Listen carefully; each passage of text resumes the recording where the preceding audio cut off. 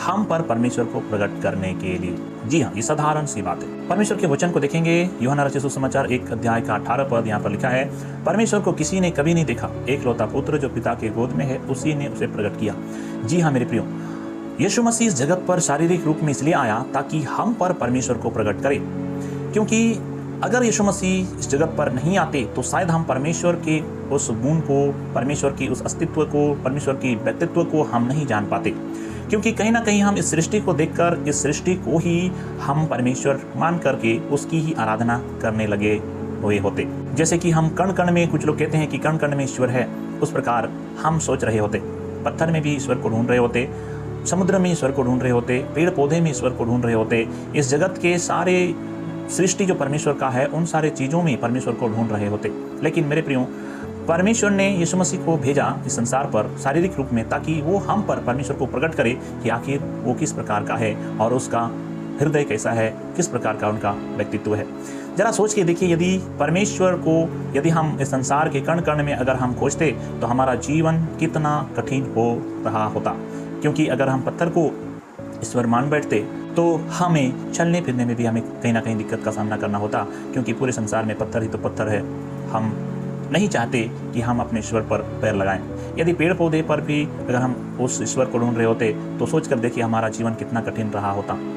तो इस संसार की सृष्टि पर अगर ईश्वर को खोज रहे होते तो हमारे लिए बहुत ही कठिनाई जीवन होती।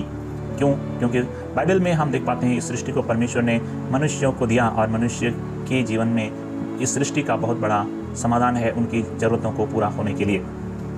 इसीलिए हम जानते हैं कि जब यीशु मसीह आया तो हमें मालूम हुआ कि आखिर परमेश्वर कैसा है।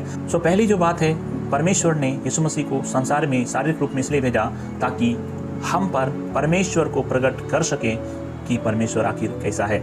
और एक वचन को देखते हैं, हम लोग देखेंगे यूहन्ना रचित सुसमाचार 14 अध्याय 7 पद से 11 पद हम लोग यहाँ पर देखेंगे। तो यहाँ पर इस प्रकार लिखा हुआ हम पाएंगे, लिखा, यदि तुमने मुझे जाना होता तो मेरे पिता को भी जानते और अब उसे जानते हो और उसे देखा भी है। फिलिपुस ने उससे कहा, हे प्रभु, पिता को हमें दिखा दे, यही हमारे लिए बहुत है। यीशु ने उससे कहा, हे फिलिपुस, मैं इतने दिन से तुम्हारे साथ हूँ और क्या तुम मुझे नहीं जानता? जिसने मुझे देखा है उसने पिता को देखा है। तू क्यों कहता है कि पिता को हमें दिखा दे? क्या तू विश्वास नहीं करता कि मैं पिता में हूँ और पिता मुझ में है? ये बातें जो मैं तुमसे कहता हूँ अपने ओर से नहीं कहता, परंतु पिता मुझ में होकर अपने काम करता है। मेरा ही विश्वास करो कि मैं पिता में हूँ और पिता मुझ में है, नहीं तो कामों ही के कारण विश्वास करो। यहाँ पर हम देख पाते हैं यीशु ने कहा, पिता और मैं एक हैं।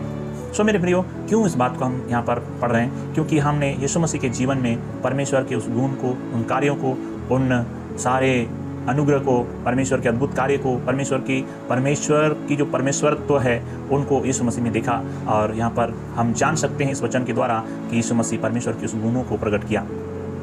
इसीलिए हम बोल सकते हैं या हम जानते हैं कि यीशु मसीह परमेश्वर को प्रकट करने के लिए शारीरिक रूप में इस जगत पर आए।